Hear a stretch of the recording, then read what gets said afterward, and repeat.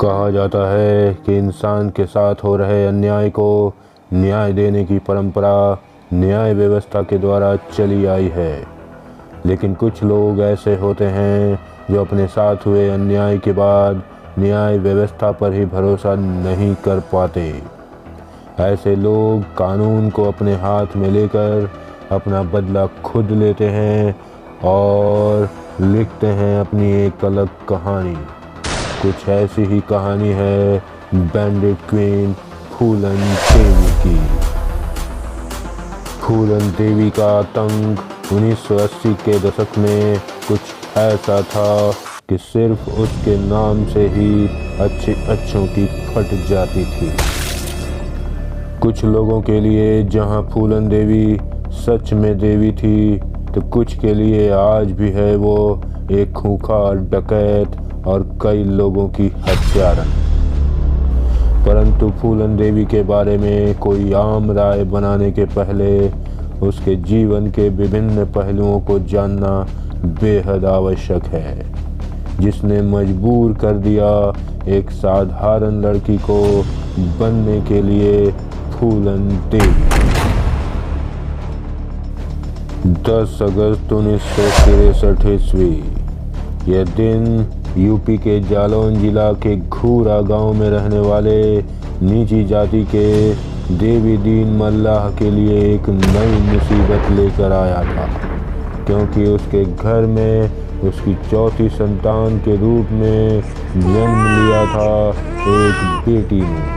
अगर बेटा हुआ होता तो घर में जश्न का माहौल होता, पर बेटी के जन्म की वजह से मल्लाह देवी दीन का सर फटा जा रहा था।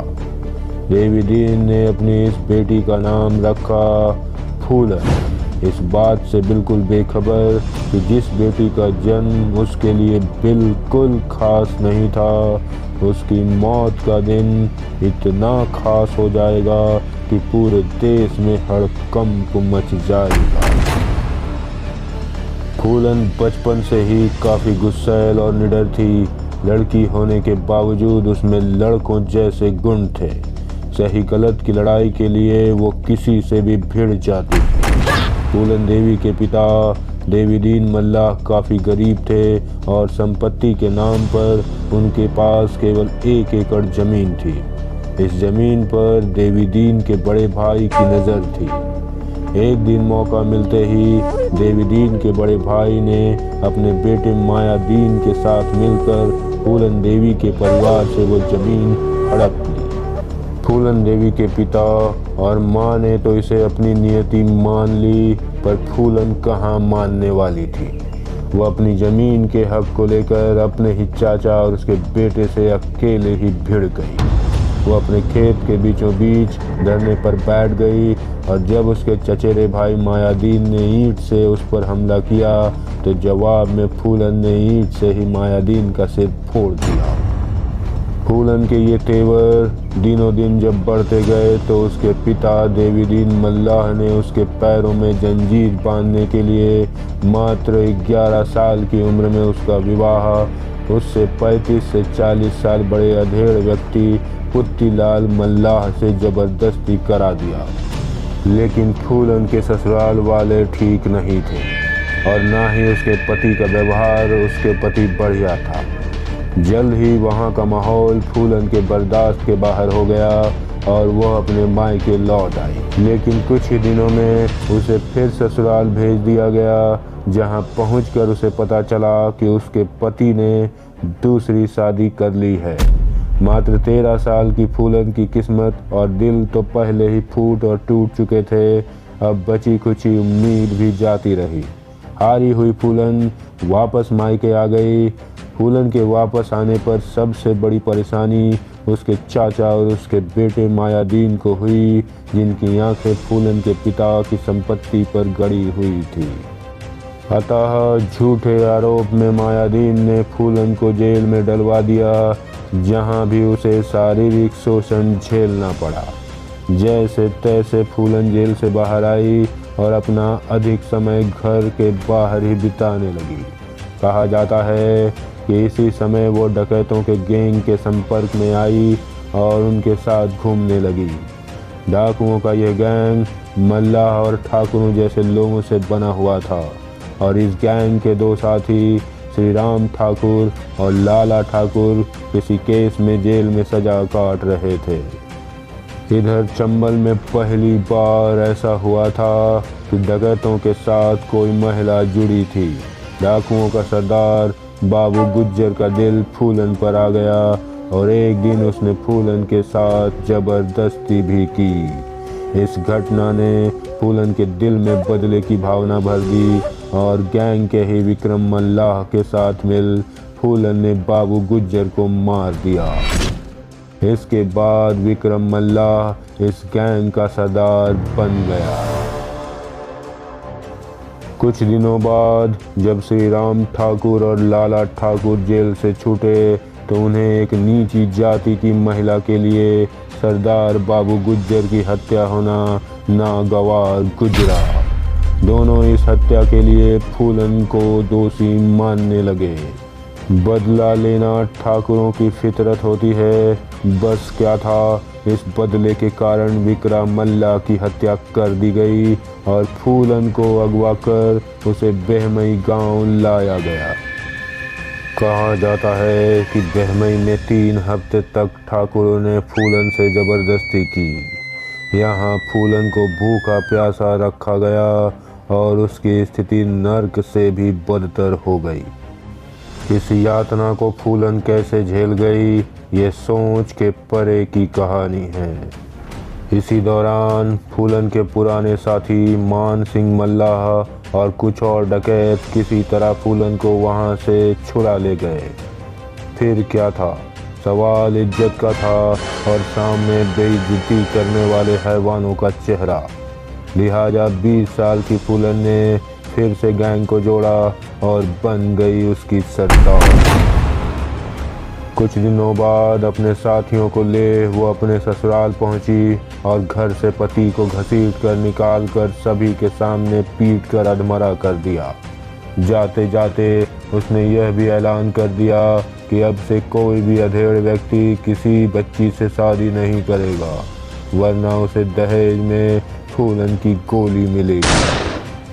इधर कुछ महीनों इंतजार के बाद 14 फरवरी 1981 को फूलन को बदला लेने का मौका मिल गया और वो पुलिस के वेश में पहुंच गई बहमई गांव। पूरे गांव को उसके साथियों ने घेर लिया, पर जब उसे उसके दुश्मन वहां नहीं मिले तो वो बुरी तरह बौखला गई। उसने वहां मौजूद कुछ ठाकुरों से श्री राम और लाला ठाकुर का पता पूछा और जब कोई सटीक जवाब नहीं मिला तो उसने 22 ठाकुरों को एक लाइन में खड़ा कर गोलियों से भून डाला। इस घटना ने पूरे देश को हिला दिया। बहमई नरसंहार के बाद फूलन बैंडिट क्वीन के नाम से मशहूर हो गई। लूटपाट करना, अमीरों के बच्चों को फिरौती के लिए अगवा करना, लॉरियों को लूटना फूलन के गिरोह का मुख्य काम बन गया। कुछ सालों तक ये चलता रहा, फिर किसी तरह वो आत्मसमर्पण के लिए राजी हो गई, लेकिन इसके लिए उसने कुछ शर्तें रखीं, जिसमें पहली शर्त उसने मध्य प्रदेश के पुलिस के सामने आत्मसमर्पण की बात कही, क्योंकि फूलन जानती थी कि यूपी पुलिस उसकी जान की दुश्मन है। दूसरी शर्त थी उसके किसी भी साथी को सजाए मौत ना देने का आग्रह। तीसरी शर्त उसकी हड़पी हुई जमीन को वापस दिलाने की और चौथी अपने भाई को पुलिस में नौकरी देने की। सरकार ने उसकी दूसरी शर्त को छोड़ बाकी सारी शर्तें मान ली और उसने 13 फरवरी 1983 को मध्य प्रदेश के भिंड में आत्मसमर्पण कर दिया। फूलन पर 22 हत्या, 30 डकैती और 18 अपहरण के केस चले और करीब 11 साल तक उसे जेल में सजा काटनी पड़ी। 1994 ईस्वी में यूपी में जब मुलायम सिंह की सरकार बनी तो फूलन पर लगे सभी आरोपों को वापस ले लिया गया और फूलन को जेल से रिहा कर दिया गया। रिहाई के बाद फूलन ने उम्मैद सिंह नाम के व्यक्ति से शादी कर ली और 1996 ईस्वी में वह मुलायम सिंह की समाजवादी पार्टी से चुनाव लड़कर मिर्जापुर से सांसद भी बन गई। इस तरह फूलन ने राजनीति में कदम रखा। झाड़ी और झोपड़ियों में रहने वाली फूलन अब आलीशान बंगले में रहने लगी। इसी दौरान फूलन ने एकलव्य सेना नाम का एक संगठन भी बनाया। 25 जुलाई 2001, स्थान दिल्ली। इसी दिन फूलन के घर एकलव्य सेना में शामिल होने के लिए शेर सिंह राणा नाम का एक व्यक्ति आया। फूलन ने उसका स्वागत किया और खीर भी खिलाई। लेकिन शेर सिंह राणा के जहन में कुछ और चल रहा था। उसने घर के चौखट पर ही फूलन को गोली मार दी।